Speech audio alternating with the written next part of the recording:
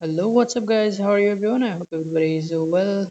Today, I will show you car AC not working, how you can solve this problem. On AC, that AC not working. See now AC on. You can see here that AC not working. Compressor not working.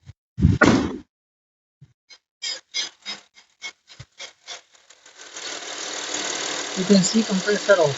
This is compressor inside. See, compressor not working. But inside I already on AC. So first of all, we check AC fuse and AC relay.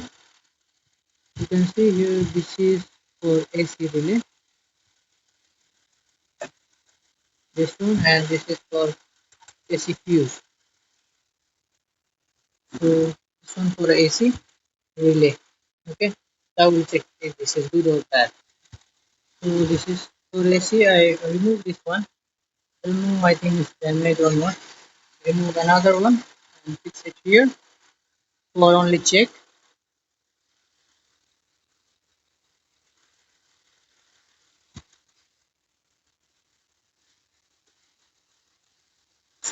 You can hear the sound.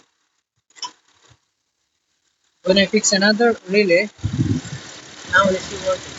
See, compressor working. That means, see, now perfect. That means it's really damaged. Okay, so if your car has same problem, check this compressor with it.